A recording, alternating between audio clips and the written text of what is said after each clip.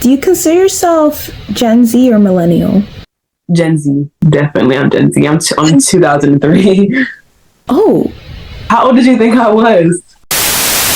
This episode was brought to you by... I am Laura Suzanne, and I consider myself a Hello Kitty girl, and I am 31. I'm Tiana Kun. I am a fashion influencer across Instagram and TikTok, and my fashion is inspired by Harajuku, Y2K, and J fashion.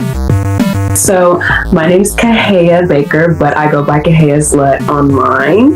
And I do like a bunch of like makeup and like fashion alternative looks, and that's like my little niche online. And viewers like you.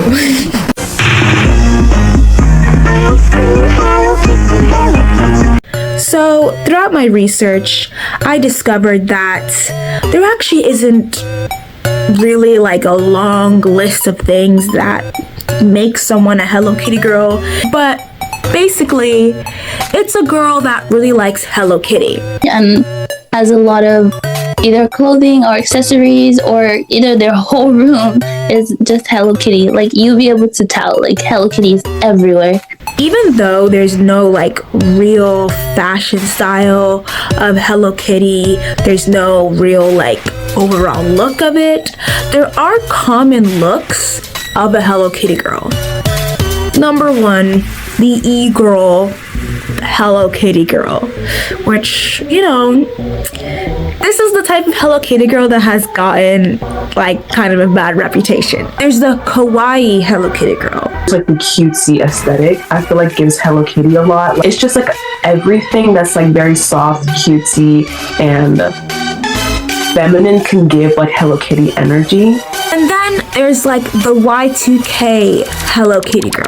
Y2K, I feel like that gives very like Hello Kitty vibes. Like Y2K fashion, pink fashion, just like being like super girly. And of course, there's no exact look that makes someone a Hello Kitty girl, but these are just the three main styles that tend to be associated with Hello Kitty girls. The first thing is obviously unsurprising. East Asian culture has really started to have a huge boom. Also, with the rise of Japanese fashion becoming more popular in the US and in the West. And people have been consuming East Asian entertainment a lot more recently. There's also the fact that in 2020, everyone just started to experiment with their style more. I feel like that's the year where I started experimenting with my fashion, like even because like through like COVID and things like that, and we were like self-isolated, there wasn't really much to do. I discovered, and I'm sure other people, like alternative fashion and being more expressive, like through like our outfits, and experimented with like different fashions and things like that. And I feel like that's when, you know, like we started to like, have more fun with fashion again.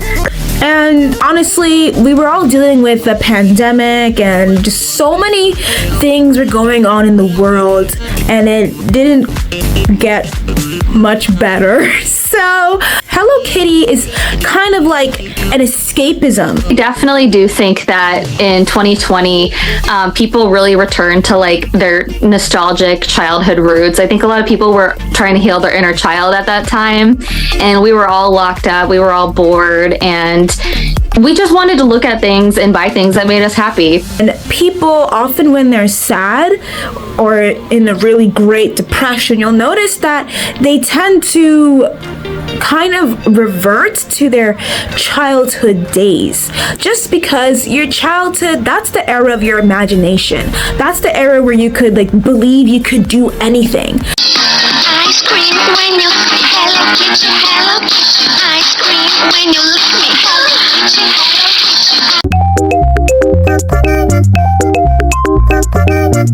So this video right here generated a lot of controversy. People were quite upset in the comment section. People were like, no, Hello Kitty girls aren't mean. People saying that the creator of this video is mean. And there was just a lot of discourse generated due to this video. And that video is what inspired me to make this video about Hello Kitty girls, because I was like searching for my next video topic, and honestly, I don't think that it's just Hello Kitty girls. I think it's just being overblown and over talked about when it comes to Hello Kitty girls, just because, like I mentioned in my Living Doll video, like my first one, in every single group, no matter what group it is, there's gonna be bad people. That's just how life is. Oh no, there's this thing online like, oh my goodness, she's a Hello Kitty girl, and this like bad connotation. But I just think people are just being people, as they usually are on the internet. But I don't think Hello Kitty girls are mean. I mean, how can you be mean if you like Hello Kitty? Like, come on. There's also the whole thing about Hello Kitty girls are psychotic. They're psychopaths. They will kill you in your sleep because you talk to another girl.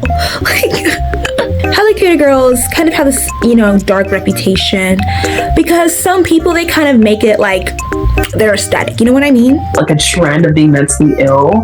Like, I don't know why that's like a thing. I mean, I can see like the fantasy with the whole like Lana Del Rey code and stuff. Like, I understand it, but like I definitely see that like some girls, like there's definitely like a subunit in Hello Kitty fashion where like it's like the psycho girls are like, you know what I'm saying? Like, it's cute, but I can see how it gives like toxic. But on one hand, yes, there are people pretending, but then there's some people that are genuinely like mentally ill and they are projecting their mental illness onto Hello Kitty. Like, for example, trauma core. Trauma core is not exclusive to Hello Kitty. Okay, that's not what I'm implying. It's its own thing. It's its own can of worms that I don't really want to open. I'm just trying to, analyze the surface. You know what I mean? But it is something that is very notable that there is a lot of trauma core material that is about Hello Kitty. That is basically combining trauma core and Hello Kitty to create traumatized Hello Kitty core. Now, this is something that I think deserves its own part of the video because honestly, there's something to be said about, like, whenever something has a large female audience, people generally tend to not take it very seriously, even if it's really good, or people just tend to think it's cringy. And I definitely do think it has to play with the whole like being childish or acting like a little girl. Like, people hate that. Like, a lot of cringe culture is directed at stuff that a lot of girls like. Not all of it, of course, but a lot of what's part of cringe culture is girly stuff. Maybe it's because with a lot of things like this, girls liking cute things or being into Japanese or Asian culture, a lot of people find it weird if you're into something like that when you're growing up. And honestly, I talked about this on my blog. I literally made a blog post about how it really does kind of grind my gears when people say that liking Hello Kitty or cute things as an adult woman is like weird, or is like people see it as kind of like some sort of weird creepy fetish thing, and it's just not, because it is a little bit misogynistic, because men are allowed to like the things that they liked when they were kids, like sports, Transformers, stuff like that. But when women do it, it's like, oh, that's weird. You need to grow up. You have mental problems. I'm just like, I think so. That's definitely rude misogyny. I am absolutely 100% not surprised that Hello Kitty is facing this type of misogyny.